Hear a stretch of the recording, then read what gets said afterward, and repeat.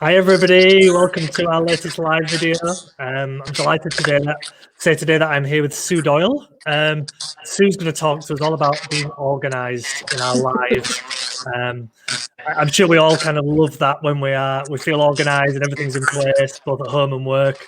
Unfortunately for most of us, and I could speak for myself here, it doesn't happen often enough, unfortunately. So hopefully we're going to get some great ideas and tips from Sue. No pressure.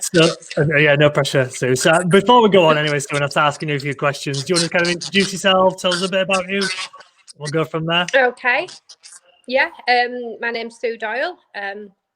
Originally from Wakefield, lived in Leeds for nearly 30 years. That's giving my age away slightly. 3 children, husband who was a business owner in Bramley in Leeds, background in hospitality, catering and direct selling, worked for Body Shop, Virgin, a lot of the big businesses. And I am now the owner of Simply Organised Life, which is a business which is basically everything about organising and how to stay organised and have a calm and simple life. That's me. Sounds perfect. Sounds ideal. So obviously, one of the things when we all impacted in March, how did it all impact you and your business when the lockdown hit? Quite dramatically. Up to that point, my business had been around for only about 7 or 8 months, so it was still in its sort of early format. I would say I was 90% client work, direct with clients, and then 10%, which was just starting to develop, was workshops and events like swap till you drop events. So my business was very client facing. I was either with clients on a one-to-one basis or in a group. Obviously once lockdown happened, that all had to change, and so like a lot of people that I know, I pivoted, which when I say pivot, I just can't thinking of Friends. You know, when he goes pivot, I flash back to Friends. So I pivoted. So I took some advice from some professionals, and basically I divided my business up to restructure it slightly, so it would be a third client facing business with a view to that when restrictions were lifted I could start the client facing work again, which I have done. It would be a third workshops and events, which again, that's probably the bit of the business that has not restarted, because whilst I can work with clients on a one-to-one basis, obviously group events are a no-no still. And then the third part, which is the bit that has really taken off, is developing an online presence to be all about decluttering and organising and inventing programs and downloads and really building that side of the business. So developed a 31-day home edit, which is an automated email system where you get an email every day sort of telling you what to do today. You've got a tracker, there's lots of top tips and videos, and that comes out. Just finishing working on the Christmas one, 7-week countdown for Christmas. So that launches a week on a Monday. So we'll get our Christmases organised. And then lots of downloads. So we do a finance bundle, we do an organising bundle, we're doing a home moving bundle, and then seasonal edits and bundles. So we've got lots of work to do, and it's getting that balance between still working with my clients, but being in the office and generating all that content and stuff. And so yeah, so that's pretty much where the business is now. Well, you're getting a bit panicked about Christmas there. So just to mention, anyone, if you've got any questions or comments, please do let us know. Thank you, Phil. Says good afternoon. So thank you for that. Anyone on social media, please do comment. I'm sure we'll try and answer the points as we go along. So it might be an obvious answer to this question, really, Sue, but what are the benefits of being organised and having a decluttered life? Right. So the sort of decluttering and organising and everything, I'd say it's a bit of a three-part process. So it's about decluttering, which is the first part. So getting rid of things you don't actually need, getting rid of things that you don't actually want to keep, but maybe you're hanging on to them because they were gifted to you, or you bought them and they were very expensive, but you don't need them. So there's a bit of a guilt around that a little bit. And then the second part of the process is organising. So the things that you've decided to keep then have to be stored away properly. Everything should have a home. And then the final part, which is probably the main part, is the maintenance of it. And so I share lots of ideas, especially on social media, about maintaining. So like resetting. So when you come downstairs on a morning and you leave the upstairs of your house, it's leaving it so that when you go back upstairs in the evening, or whenever you do go back upstairs, it's how you want it to be. You're not going back to an unmade bed and mess everywhere and towels on the floor and washing coming down the stairs. And that will give You've been to my house, have you too? yeah. Here I have some images. No, I'm joking. So it's about and this process and everything having a home. So like on a night, resetting your kitchen. So, dishwasher on if you want to do that, getting everything ready for tomorrow, especially if you've got children. It's like with children, it just takes one of them to throw a wobbler and you've wasted 10 minutes of that very precious, 7 till 8 o'clock time that you've got, and it's all gone out the window. So if you have to then go downstairs and start organising things. So it's sort of future-proofing your process a little bit. But if you feel very stressed by your life, if you feel very stressed by your surroundings, and you know that your surroundings give you a little bit of anxiety, then I would definitely suggest try decluttering, then organising it, and then maintaining it. No house is perfect. My house is, there's 6 people live in my house, and I'm the lone wolf on this, like everybody's like, there's children, there's husbands, there's grown-ups living here, it's all happening. And they know how I would like to live, and some of them sort of don't go the path and some do. So obviously there's a realistic approach to it. But I would say in this house, pretty much most things have a home, which they have to go back and live in. Not the children, I mean things. So it will bring you calmness, and it will, and I think simplifying your life and making your life less stressful, it releases time to do better things, and it also releases money to do better things, because one of the ways you can save money is you're not duplicating. When you get to Christmas and you've got and you find all the Christmas cards you had last year left over, but you've been and bought a load more, or you've got 87 rolls of wrapping paper, or those, I keep and I am guilty of this, those little sellotape things you have on your wrist to do those. I've got 6 of those now. I have no idea why, but since I've started grouping things together, it's remained at a stock level of 6. But it just brings a calmness into your life, and it might feel like it's extra work, but the rewards are much more than the effort, to do the extra work, if that makes sense. Yeah, well, I'm smiling about it too, because I know all that pain. Don't tell Gemma. No.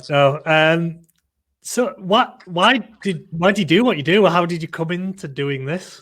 So basically, my background, as I've said, is hospitality catering, and then I was in direct selling for 20 odd years. So I come from a place where I've worked with people to develop their business, and I've worked with people to get to where they want to be. And I love being involved in helping people on a bit of a journey, whether it's developing their business, developing their confidence, and being organised and is my thing. It's my passion. So I just thought, take my passion and then work, and then take the passion to people who obviously are interested in it. Don't like shove it down anybody's throat, but take that passion and work with people. And there's something quite emotional, when you work with people and you've finished, and I work with clients. I don't tend to just go and do the project. I tend to work alongside them. And then when we've finished, and the joy in their face and relief, and we've had tears, and You know, people are so overwhelmed by things. And, you know, people sometimes say to me, well, why do people need professional organisers? They should be able to tidy up themselves, which I understand. But why do we have diet clinics? Why do we have diet groups? Why do we have personal trainers? We should all be able to do all those things, but sometimes we don't. Sometimes we need a personal trainer to tell us to do those squats and bunny jumps or whatever. And we need, you know, a slimming club to tell us what to eat. And whereas professional organizer will come along and help you and ask you those questions and say, you know, that dining set that you inherited from Auntie, you know, Flo 25 years ago that's never been out of the cupboard, why are we still keeping it and why is it in that cupboard? And then if they then decide, oh yeah, maybe I should get rid of it, but I'm guilty because Auntie Flo used it every day, and I can offer them solutions like, well, why don't we just take three of the teacups and cups out of it, teacups and saucers, and plant 3 little plants and put them on the window ledge. So when you see that, you'll always think, oh, Auntie Flo, that lovely dinner set. But you still haven't got a cupboard full of, you know, 14 tureens and, you know, 18 dinner plates and side plates and fish plates and coffee cups and everything. You don't need to keep those because you're never using them. So it's offering those little solutions as well. No, absolutely. I mean, I think it's like anything in life, isn't it? Having an outside eye on things is helpful and useful in whatever areas you know, and someone to hold you accountable as well. Is really important. Definitely. So when you start working with people, what is the process? Where do you start, and what do they go through? Right. So usually what happens is when somebody contacts me about a project, I will then do a consultation with them over the phone. It used to be face to face, could be over the phone, could be over Zoom or whatever. And it's free. I don't charge them for that. And we talk about what the concerns are and where the area is. And we talk about, you know, how long we think it's going to take. I offer an express declutter, which is a 3.5 hour session that normally can finish a room or a big area, because I do work quite fast, and obviously the client's working with me, we're physically going through the process. So then we book in an appointment, I'll go along, and then basically usually it's we take everything out and then we sort through it and then we put it back in an organised way. There is always a part after 2.5 hours where even I sometimes think, gulp, what have we done? You know, that sort of like, oh, this, and that between 2 and 2.5 hours is the bit where it looks a lot worse when we started. And I can see my clients sort of panic in their face, and I'm thinking, oh, what have we done? But then when we start, you know, we've taken out the donation stuff, we've taken out the rubbish, we've taken out the stuff that probably belong to other people and should be returned to them, which is often a pile that needs to go back. And we've taken out everything that needs to come out. What's going back so much easier. So the putting it all back and organising is the quickest part of the process. So then we put everything back. If we're working in an area like I worked with somebody last week on their wardrobe, and we created some really great storage. And then the day before, I'd worked with a lady on her storage room, which was part of her cellar. Great space. She had a yoga studio, then her cellar space. Very nice. And so I will go home and then, I've been there, I've made a note, but I'll go home and create labels for them. And then I just drop the labels off to them. So that can either be on the big label maker, sort of for storage boxes, or on the Cricut machine. I can make the little cute ones that, you know, are nice to see. And that is part of the service I offer as well. And that's all included in the package, because I want them to maintain, if they can't remember that socks are supposed to go in that roll or jumpers are supposed to go in that drawer, or, you know, it will very soon become chaotic and they just think, oh, just stick it in, and all the work becomes undone very fast. So if I can produce good storage, it does work. Yeah, I was going to ask that question. Is the maintenance the most difficult part? Yeah, I'd say 90% of the whole program is the maintenance. And some people I will go back and do. I've just done 3 what I would call tune-ups with people. So I've just gone back into their homes and we've revisited areas. But, you know, I went to them last year just before Christmas. So, and obviously people have been at home a lot more over the summer. So things have got, you know, it's a crazy time and people aren't always living the way they want to live. So, you know, we've made some changes, but I do have clients that I go to every single month, where we are working through the whole house, or maybe they just need somebody to come in and put them right, put it all back for them every month. And I find over maybe 6-7 months, it gets better. It does get better. And then we move on to another area. It's interesting you mentioned that about all of us have been at home probably more than we've ever been in the last 6 months or so. I guess that people have been more wanting to make their home space a organised and happy place, because we all know what it's like when it's not. It can be hard work sometimes. Yeah, I was because I tend to take a lot of my donations to St Gemma's Hospice. You know, the warehouse is at Bramley, quite close to where you're based. And I tend to use the warehouse because I can back my car up and take everything in. And she was telling me that they'd had to, because obviously the donations that are coming in have to be then left for 72 hours, you know, before they can be processed. And she was telling me that they'd never had so much stuff because everybody had a little declutter over lockdown and had a bit of a clear out. And that they'd had to rent 15 warehouses to put the stuff in, you know, for the 72-hour tick over, you know, before they can actually even handle it. And if you ever go to one of these shops, especially the bigger places, they are full to the brim. Yeah, I think a lot of us did that, you know, sometime over lockdown, we have an organisation and throw some things away. Yeah, a bit of a clean out. Yeah. So we've had a question from Sarah. So thank you, Sarah. She's loved the idea of the tune-up. So what's your top tip for maintaining new habits of organisation? Repetition. So I would definitely say to you is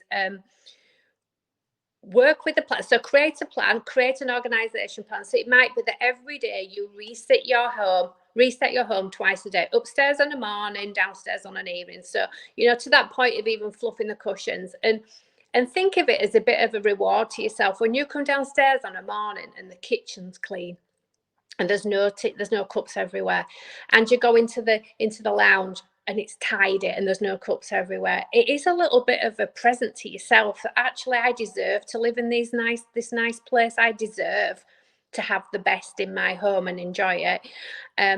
So resetting is a massive way to maintain, definitely. And then maybe set aside some time in the week on a Sunday morning, is just run round with a bin liner or with a box and gather everything that's lost its way and then put it back where it should be. If you can get the family around you to buy in to your process, that actually does help as well. I have a rule, which you're going to laugh about this. I have a rule that there's no shoes in the hallway. And if you come into the house and take your shoes off and leave them, you have 24 hours for them to be there. And after, because I obviously don't have teenagers now because they're like, so I have a 25, 22 and 21-year-old sort of mini adults living here, plus my husband and my little boy. And the big ones are the worst ones. And if after 24 hours your shoes are still there, they go outside in the porch, which is full of spiders and rain. And you know what? Nobody leaves the shoes out. Just take them off by all means. Take them upstairs because it's my bugbear and it really annoys me. I'm never going to let you see our hallway. So it is pretty much like a shoe shop. Sound like a control freak, don't I? So what often prompts people? You know, what is there something that happens in their life and the reason they come to you and say, "I need help, Sue, please save me"? Yeah. Save me. So usually I find that people who seek help have become overwhelmed and they've reached a point that it might be that they can't find something, or that maybe somebody's coming to stay.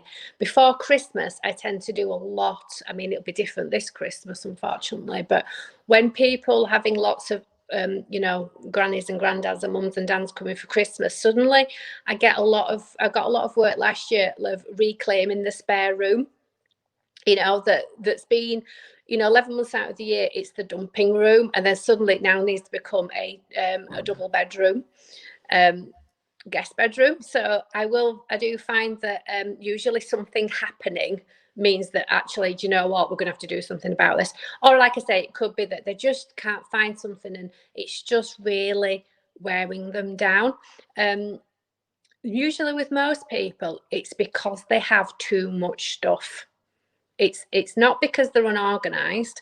It's not because you know, they don't know what to do. They just have too much stuff, and you can't reorganize too much stuff. You can't take, you know, 12 IKEA bags and fit it into a small wardrobe. We have to get down to 2 IKEA bags, and it is a process of letting go of things and move, you know, let it go or store it or rehome it or donate it. No, I mean, do you think that a lot of people, obviously one of the issues when you have kids, especially when they're younger, is they grow out of things both physically and otherwise quite quickly. So you end up, you know, you shove those toys in a box in a corner somewhere, and then 3 years later they don't use them. And same with clothes. Do you think that's quite a common thing? That it is quite common. I definitely say with clothes is, as I suggest with adults as well, is beginning of every season. So every sort of, you know, spring, summer, autumn, winter, it would definitely do a clutter, sort of declutter the kids' wardrobes, because I know my son, from the beginning of lockdown to the end of lockdown, went through 2 ages in clothes. It went through two sizes, which I still don't really understand how that happened. But so everything he had at the beginning of, you know, like February, March, obviously we were coming into a new season. He limped through spring because I didn't really have any summer clothes for him. And I would definitely say to you, every time there's a season change, is review the clothes, get rid, donate. There's so many places you can donate, especially if you've got younger stuff. Baby banks, there's a great one in Bradford and a great one in Leeds, the baby banks. And then on the toy front, my top tip to you is the month before their birthday, have a big clear out, and the month before Christmas, hopefully it's 2 different months, is have another big clear out. And do it with your child. Don't let them go to school and they come home and they've got 3 pieces of Lego and you know, something, just one thing left. They have to be part of the process. And my son now, when we go through his stuff, I'll say to him, that's the box we're donating, and he's very generous with his donations, you know, which does make me laugh because I've bought everything, so he's quite donations with my things. But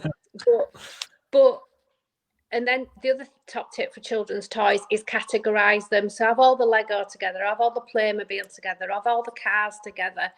And if they play with their cars and they're finished with their cars, try to encourage them to put some of them away before they get all the Lego out, and then before they get all the Playmobil out. Otherwise, you've got stuff on top of stuff on top of stuff, and children become overwhelmed as well and won't want to play with anything. If they've got too many toys, they don't know where to start. Whereas if you can say to them, like, let's tip your Lego box out, which is a terrifying sound when the Lego box tips out. You can hear it from miles away, can't you? And then, you know, once they're finished, make a bit of a game of putting it all away. I've gone and got a dustpan and brush, and, you know, like we've dug it all up and put it in. And it's teaching them good habits for when they're older. Well, two quick questions for you. So, firstly, what time can you come around? What time can you come around to the playroom to help me sort that out? I'll be there in an hour. Secondly, Phil's asked a question, which is a really good one actually. I did this on LinkedIn. Yeah. How do you address the psyche of someone who is we may need that later, who won't get rid of stuff? And I think probably a lot of people maybe watching this who are like that, or at least know someone like that. Definitely. Yeah, we have that is the psyche of definitely a lot of the people I work with. So I will ask questions as in, when did you last use this? How much would it be if we got rid of this today? And if we got rid of 4 of these dustpan and brushes, and that one, and you only had 2 and those 2 broke, it would be £3 to go buy another dustpan and brush. So, you know, it's that balance of, you know, we won't get rid of it, might need it later. Yes, a lot of stuff you do need to keep, but it needs to be stored away more appropriately, you know. But it's a hard one, but I just ask truthful questions and ask for truthful answers. You know, when did you last use this? What scenario would we use this again? You know, people who've left a job and have all the equipment from the last job, and it's like, well, when will you be a deep sea diver again? Is it something you're going to go back to? No, probably not. So do you think we could donate this to somebody else who'd like to do deep sea diving and, you know, and move it on? But it is a hard one. And I would never tell people to get rid of anything. I would never force anybody to get rid of it. But sometimes you have to just ask the questions and say, realistically, are you going to use this again? And do we need 4? Could we just keep 1? So a bit of compromise, if nothing else. Yeah, it's a compromise, because people don't want to fear you coming and, you know, feel like, oh, that woman's coming to take everything I own, because that's an awful panicky situation. They want to make the decisions themselves. So if I can empower somebody to make good decisions, that's part of the process, because decluttering and organising, as much as it's not therapy, it's very therapeutic. So if they feel they own the decisions and they make the decision, then, you know, help it. And I do have a couple of clients that will say to me, could you just keep it for 2 weeks? So I've had to keep things in my garage for 2 or 3 weeks until they're definitely sure they definitely want to get rid of it, and then I've been given the green light to get rid of it, or I've had to bring it back. So I do offer that service, you know, temporary storage. Lady of many talents. Yeah, it's got a big garage, it's fine. Well, thank you. So last thing for me really is, so if anyone wants to kind of find out a little bit more about what you do and how you do it, where's the best place to look? Yep. So I'm on social media, Simply Organised Life, on Facebook and Instagram. And then the website is called Simply Organised Life. There's the organising shop on there, which is where all the downloads are. There's Work With Me, which is the obviously working face-to-face, offer lots of different packages. And then, just there's some before and afters on there. We all love a before and after. So there's loads of before and after photos. But yeah, just contact me. Let's have a chat. And let's see the best way that we can work together and sort of move it forward. Brilliant. Thank you so much for your time. No, thank you. I'm dreading going home now. But apart from that, thank you. Thank you so much. Yeah. So thank you so much for your time. You know, I'm sure a lot of people help. So anyone who's got any questions afterwards, I know a lot of people do watch this recorded various times throughout the day. Just put the questions to us and I can get them to Sue as well. So thank you everyone for watching, and like I said, thank you again, Sue, for your time. No, thank you.